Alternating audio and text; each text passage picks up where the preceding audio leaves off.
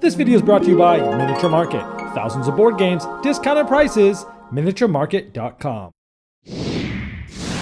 Wildlands is a 2 to 4 player skirmish game that's card driven and it's asymmetrical. Each player will get their own faction with their own miniatures and their own deck, and each of the decks are different.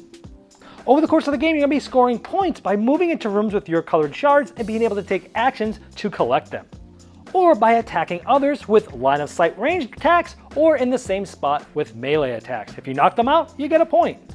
Each character within your faction has a specific logo, and that logo will be activated when you play cards from your hand, sometimes to move or grab shards, but other times to do special actions. Some cards are wild and are very powerful, and other cards allow you to use actions even if the character's not on there.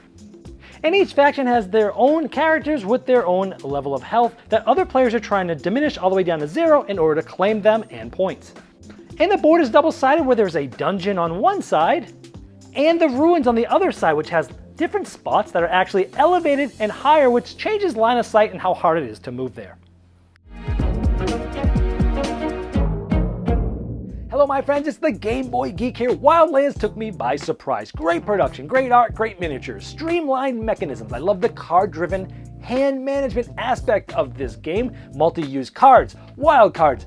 You can gain shards with your knocked out players, a great catch-up mechanism. The game is tense all the way throughout. Combat is simple. You've got spots that you can get covered in, high grounds that you can shoot at other people in. The game really reminded me of Adrenaline from CGE, where it's card-driven versus resource-driven, and it's a lot more streamlined, no big icons to remember, and it's great at all player counts, even 2, and it really does play 30 to 60 minutes. On the negative side, the board's a little dark on the dungeon side to tell a little bit, and the details.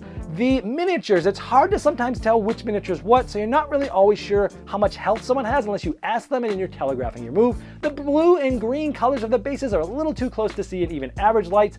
Some of the map numbers, 6 and 9, look exactly the same, no dot or no line, and the player aid didn't show the wild quantities that each faction had, and the box cover is kind of bland based upon how exciting the game is. So a lot of negatives, but way more positives. The game's amazing. It got a saxophone serenade. This is not one that I usually would like or gravitate to, but it blew my mind.